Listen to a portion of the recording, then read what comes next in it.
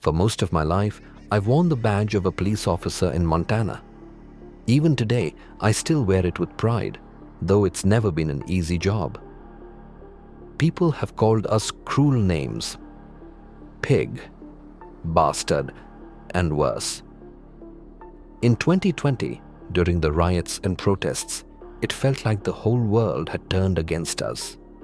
Some protesters held signs that read RKAB, all cops are bastards. It hurt, but I tried not to take it personally. The truth is, I never dreamed of becoming a cop. College didn't work out for me, and I needed something stable. So I joined the police academy. Over the years, I've seen things that could break a person, but nothing compared to one night in April 2014. A night that nearly shattered me completely. It was cold and still. I was patrolling the outskirts of town, the back roads silent. Then, headlights flashed in my rear view. A car sped past, swerving dangerously, almost hitting my cruiser. My heart pounded. I flipped on the lights and sirens, pulling the vehicle over. It was a battered red sedan with 4 people inside. The driver, a man in his 30s, was sweating and visibly shaking. His hands trembled in the air as I approached. "Driver's license and registration," I said, firm but calm. He handed them over. "Name, Richard Ramirez." My stomach turned. That name had just been broadcast over dispatch. A suspect in a robbery and shooting. Dangerous, possibly armed. I stepped back to my cruiser, radioed for backup, and kept my hand on my weapon. When I returned to the car, I noticed Richard was fidgeting. His hand crept toward his pocket. "Keep your hands where I can see them," I shouted. But he didn't stop. He pulled something from his pocket. In that split second, every instinct screamed, "Gun!" I fired. Gunshots cracked through the cold night. Richard slumped over, groaning but still alive. The passengers froze, hands in the air, terror on their faces. "Everyone out! Hands on the ground!" I ordered. They obeyed. I handcuffed 3 of them and placed them in the back of my cruiser. Backup arrived, red and blue lights flashing in the darkness. I approached the car again. Richard wasn't moving anymore. I opened the door and checked his pulse. Faint. I reached into his pocket. Not a gun. It was a small bag of meth. My heart sank.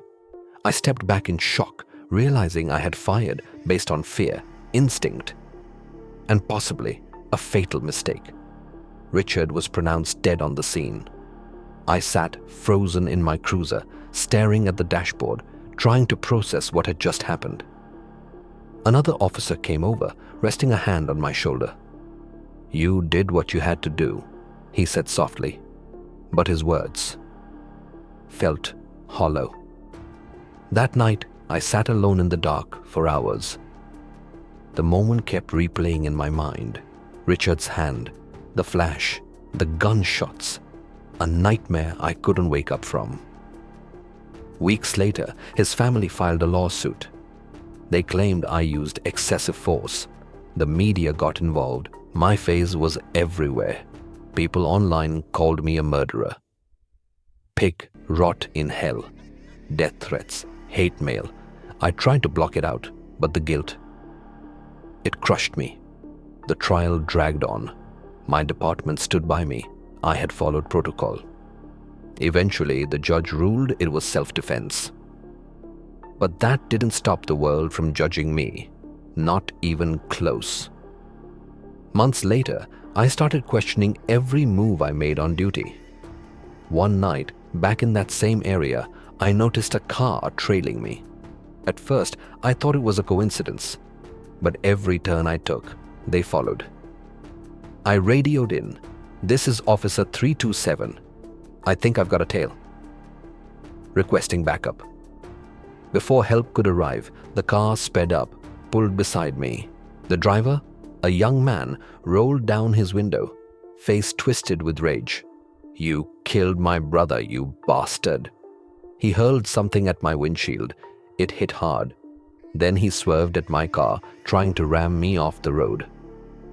I slammed the gas pedal. Adrenaline surged. Backup showed up just in time. Sirens wailed, but the man disappeared into the night. We never caught him, but his message was clear. To some, Richard's death wasn't just news. It was personal. The months that followed were the darkest of my life. I thought about quitting. Worse, I thought about ending everything. One night, I sat in my living room. My service weapon rested on my lap, its weight unbearable. But then I thought of my family, my friends, the people who still believed in me. I didn't want to be a victim of the badge I wore. I sought help, therapy, healing. It wasn't easy, but it was the right choice. Even now, all these years later, I still think about Richard. I wonder, was there another way? But in this job, a single second can decide life or death, and you only get one chance to choose. Before we move on to the next tale, if you're new here, hit that subscribe button and tap the bell icon to stay updated with more chilling stories. Your support keeps us going. Share this story if it moved you, and remember, the scariest stories are often the real ones.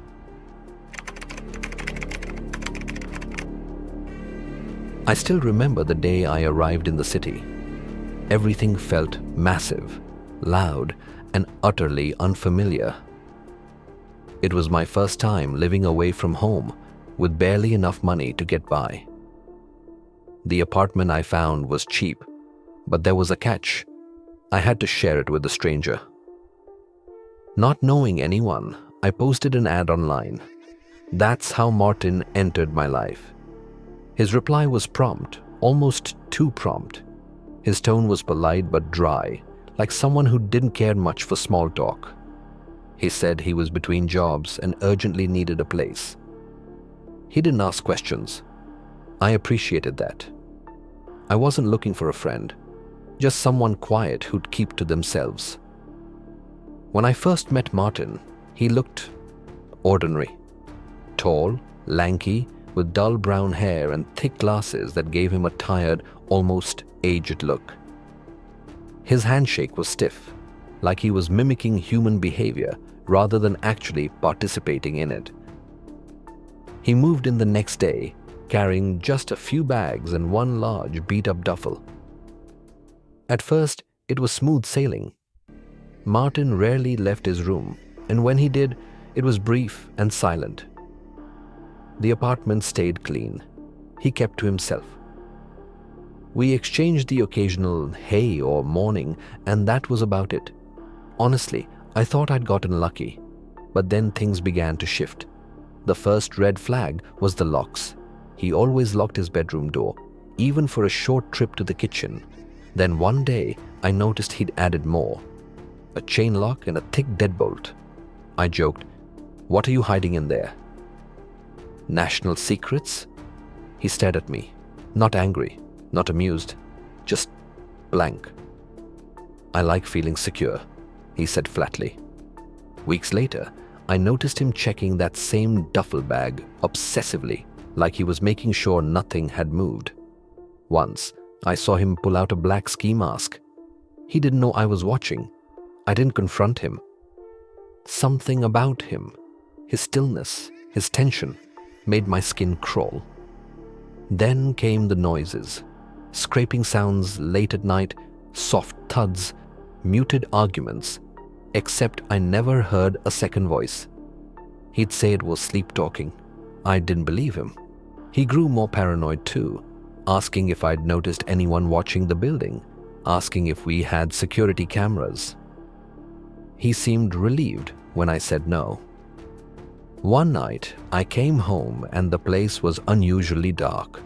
His door was shut, but the air felt heavy, metallic. I knocked. No answer, but I saw light under his door. He was in there, just not willing to speak. I shouldn't have done it, but curiosity got the better of me. One night when he was out, I knelt by his locked door and peeked through the keyhole. I saw paper maps, I think, a desk, a chair, and I heard a low humming noise. Not like a machine, more like something alive holding its breath. A week later, everything came crashing down. It was early morning. I was making coffee. Then, a thunderous knock. Before I could move, the front door burst open. Men in tactical gear swarmed the apartment, shouting, rifles raised. "Where's Martin?" Someone barked. I stammered, pointed. They kicked his door in. Martin didn't resist. He was just sitting there, hands resting on his knees, as if he'd been waiting.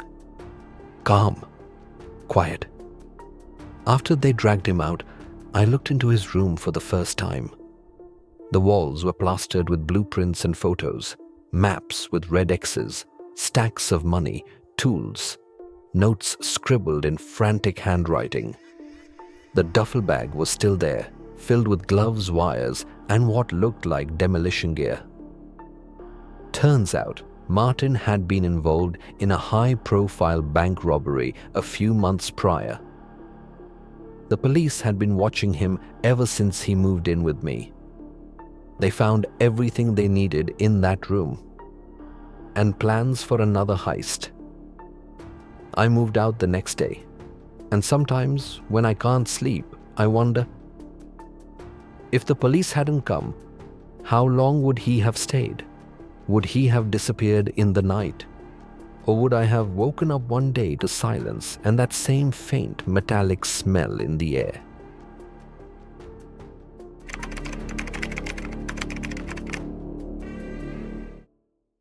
I had always taken great pride in how hard I worked. Even if it meant staying late into the night at the office, I didn't mind. As a manager, making sure everything functioned properly was part of my job. Tonight, however, had been one of those chaotic nights where nothing went according to plan. By the time I locked the office and stepped outside, it was almost midnight. The streets were eerily silent as I drove home, a sharp contrast to the noisy, hectic office I had just left behind. My car hummed steadily, headlights slicing through the darkness along the lonely highway. I had chosen this route to avoid the usual city traffic, but now the endless rows of trees on both sides felt more like a trap than a convenience. As I continued driving, a warning light on the dashboard lit up, the fuel indicator. A soft amber glow that immediately caused my chest to tighten. I cursed under my breath. I had meant to refuel earlier, but the mess at work had completely distracted me. Just a little more, I whispered, hoping a gas station would appear soon. But luck wasn't with me. The car started to sputter, engine coughing before going completely silent. I rolled to a slow stop on the shoulder of the road, surrounded by darkness. Frustrated but trying to remain composed, I reached for my phone. Dead. No power. I pressed the button again. Nothing. Great, I muttered, leaning back in my seat. Outside, the silence was heavy, interrupted only by the occasional rustle from the woods nearby. I instinctively locked the doors, my mind racing with options. Time passed. How much? I couldn't tell. Maybe 30 minutes. I kept staring at the empty road ahead, hoping for another vehicle, but there was no one. Then movement caught my eye in the brush to my left. I leaned forward, peering through the window, heart beating faster. A man stepped out of the shadows, tall, thin, with ragged, dirty clothes and wild hair. His face was partially hidden in the dim light. "Hey there!" he called out, his voice rough and gravelly. I didn't answer. He came closer, hands raised as if to signal peace, but something about his body language and the strange grin on his face unsettled me. "Car broke down?" he asked, now just a few feet away from my window. I shook my head, avoiding eye contact. "I can help," he offered, the grin stretching wider. He motioned vaguely toward the woods. "Got some tools back there." Again, I shook my head, silently mouthing, "I'm fine." His expression briefly darkened, but he quickly forced a smile back. "Suit yourself," he shrugged, stepping back. "Long walk to the nearest gas station, though." I thought he would leave. Instead, he slipped back into the bushes. Relief washed over me, but it didn't last. I heard a clinking metal sound. My breath caught. He reappeared, now holding a steel rod in one hand. The grin was gone, replaced by a cold, sharp look in his eyes. He stepped toward my car, raising the rod slightly before tapping it against my window. "Open up," he said, his voice now threatening. I froze, gripping the steering wheel until my hands ached. "Come on," he said again, knocking harder. "Don't make this harder than it has to be." My mind raced. I didn't know what he wanted, but I knew I couldn't let him in. I stayed silent, praying he'd give up. He didn't. The banging got louder, metal striking glass with a sharp clang that echoed through the stillness. My fear climbed with every knock. Just when I thought things couldn't get worse, headlights appeared down the road. A car was approaching. My heart jumped with hope. It slowed as it neared, and to my immense relief, it was a police cruiser. The man saw the lights too. His head turned sharply. He froze for a split second, then turned and ran into the woods, disappearing among the trees, still holding the rod. The patrol car stopped behind mine. 2 officers got out, their flashlights cutting through the darkness. "Everything all right here?" one asked, his light shining directly at my window. I unlocked the door and stumbled out, quickly explaining everything. The officers exchanged looks and moved toward the woods. "Stay by your vehicle," one of them instructed. I nodded, still shaken. The forest rustled with movement as they pushed through. Moments later, I heard shouting. Then they emerged, dragging the man between them. He thrashed violently, but they had him under control. They searched him and recovered several stolen items: a wallet, car keys, and a pocket knife. "This guy's been a problem around here," one officer said, showing me the evidence. "We've had reports of break-ins. Looks like he's been hiding out, waiting for isolated cars like yours." I nodded, legs trembling. They loaded him into the cruiser and reassured me he would be dealt with. "You out of gas?" one officer asked. "Yeah," I replied, my voice still shaky. "I'll drive you to the nearest station. You can call for a tow there," he offered. I thanked him, overwhelmed with gratitude. As we drove off, I looked back at my car, now swallowed by shadows. The forest loomed silently. The officer must have noticed my expression. "Good thing we came when we did," he said. I nodded, but lucky didn't feel like the right word. The thought of what might have happened if they hadn't shown up made my stomach turn. Since that night, I never drive without checking the fuel level and my phone battery. The image of that man's grin, the steel rod tapping my window, still haunts me. A reminder of how fast a regular night can spiral into a nightmare.